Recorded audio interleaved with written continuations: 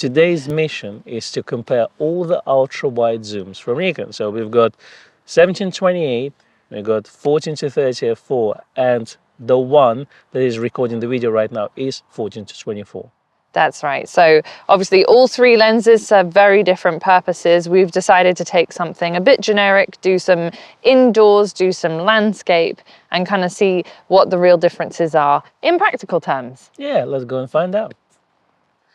Oh, my legs!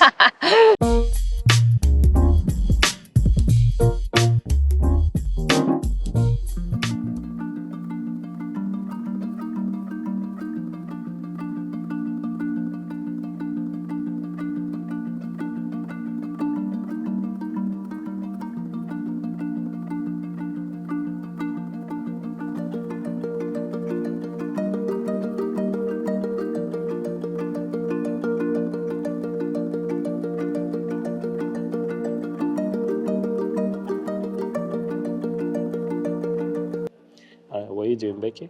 I'm just comparing the close focusing distance. On this lens, the closest focusing distance at the 17 end is 19 centimeters, while at the 28 end it's 26 centimeters. So that is actually slightly better than the 14-24. Yeah, the 14-24 that I'm filming on now, it's 28 centimeters on both ends. I quite like a consistent close focusing distance though, I have to say. Okay, so this is a situation where being wide and close is particularly useful because you're limited by the amount of space you have, you're quite confined. I can see this becoming very handy if you were doing interiors, Airbnb style stuff. Sneaky video. Yeah, see here you can't fit very much in. So the wide angle is actually quite suitable, like Yeah. 14 mil. Even 17 is not wide enough, I feel, for in here.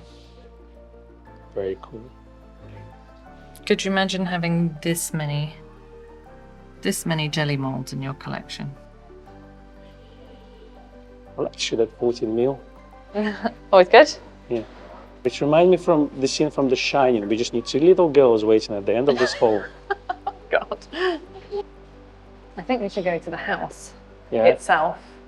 Probably won't be able to film very much, but we can at least test the lenses in earnest there. That's true. Let's do that.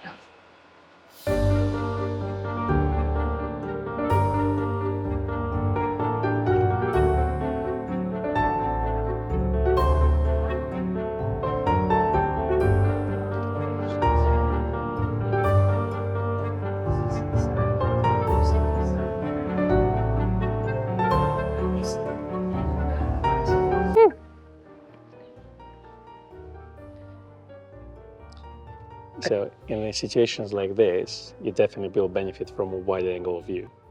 Yeah, 14 does make quite a lot of difference over 17 when you're in these enclosed spaces. So would you say indoors, 14 is better than 17? Outdoors, it doesn't really matter that much. Yeah, exactly. But then f2.8 indoors is more important than, or shall I say, f2.8 indoors is better than f4. So it's tricky. So there's only one lens that answers it. It's the most expensive one of them all.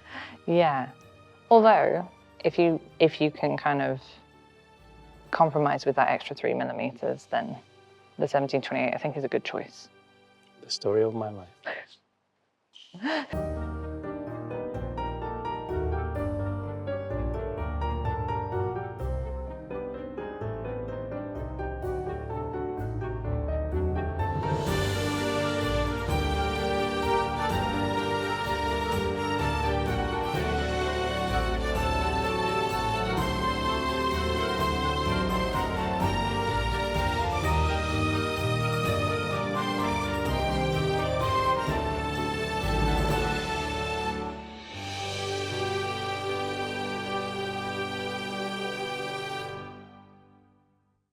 Here we are, this is a 14-30, and if you notice, it's designed very similar to 24-70 f4. Therefore, to actually use it, you need to open it up first, and that's the actual size of the lens when you're using it. But when you store it in your bag, the same as 24-70 f4, you just collapse it a little bit, and then goes in. So very similar design with 24-70, so good option to do that. 14 obviously gives you a little bit of extra viewing angles when you're doing a tight architecture somewhere, like if you're in a Canary Wharf or let's say in New York full of skyscrapers. Indoors, we've noticed 14 is very, very usable. However, you need to keep in mind that you do get very distorted shots. And if you like those Airbnb shots or it's real estate agents shots where everything is wide in the entire room, it may not work so well for just a regular shot. So I sometimes notice that I'd rather shoot at 20 or 24 just to give the image a little bit more real look to it. But if you need that 14, yeah, 14-24 and 14-30 is a good choice for that. We've already done a review video on the 14-30 as compared to the 14-24. Our conclusions there are not going to change much based on this shoot here. That's true. But there is one thing to bear in mind, and that's at 14, regardless of which lens you use, you are going to get a lot of distortion if you're quite close to the subject. Now, it's more noticeable on the 14-30 than the 14-24. It's very well handled on the 14-24. But then when you enter the 17-28 into the mix, because it's not as wide, you don't get as much distortion. What you do get more of, though, with the 17-28 is vignetting. So that is a little bit unavoidable. It is one of those lenses that was designed a bit cheaper. So therefore, it has some vignette, but you get what you pay for. I mean, they used to have 18-35, 3.5 to 4.5, which was about 550K, 550. It's a bit more, it's about 600. 600, yeah. And now we pay 1,000. So. Yeah, I mean, the 17-28 is an odd one because the 17-35 f-mount 2.8 was a pro lens. Yeah.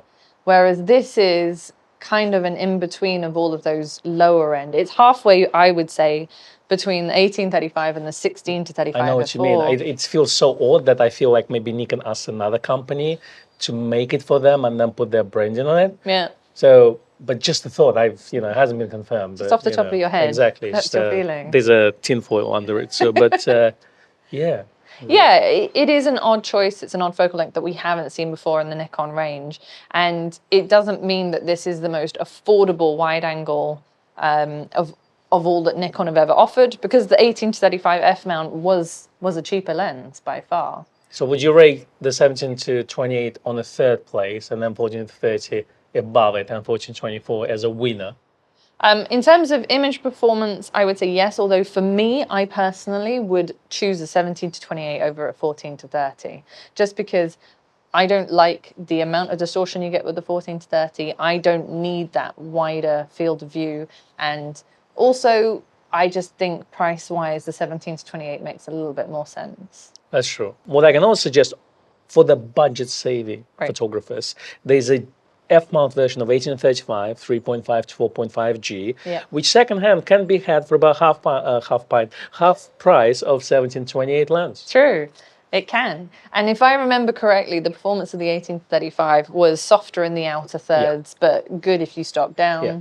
I think advice is if you should stop down from about f8 to, let's say, f16, then all of them will perform really well and they all will be sharp, with obviously the native Z lenses a little bit sharper, but overall the performance is going to be good. But it's when you have to shoot wide open at wide apertures 2.8, f4, 3.5, that's where they will struggle in terms of corner softness, vignetting, and a little bit of distortion. Exactly.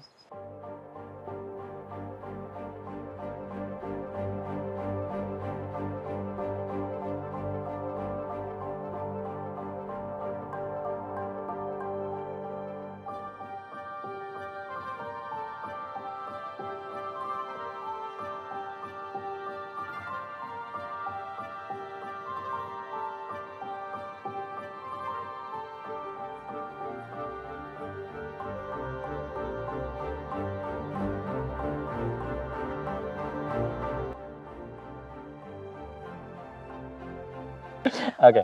All right, Becky, conclusion time. Yes. Ultimately, if you're a working professional and you've got the budget for it and you use it enough to justify it, the 14-24 2.8 cannot be beaten in terms of performance. It is an absolutely superb lens. Absolutely. It's a part of Holy Trinity, so if you're a pro, you should have one of those. For sure. Now, if you are a keen amateur or semi-professional or an enthusiast and you're looking between the 17 to 28 and the 14 to 30, it is a slightly tougher choice. Both are very good. The 17 to 28, I would say, if you do the occasional bit of low light and astro work thrown in there, is a really, really good option because of the 2.8 aperture. Yeah, however, if you shoot mostly stop down and you need slightly wider range, then 14-30 is a fantastic choice. It's slightly better built, it's slightly sharper, however, it's a little bit more expensive. And there you have it. Thank you very much for watching. Please give us a like and a subscribe if you enjoyed this video. Oh, and if you find it super useful, there's a super thanks button as well. You know what to do. There you go. And if you'd like us to compare any other lenses, Comments below, open for everyone. just for you. Sorry, you were about to leave and I threw that in there. You're like, bye, I'm done. I'm clocking out. Yes. It's like, Fine. oh, by the way. By the way.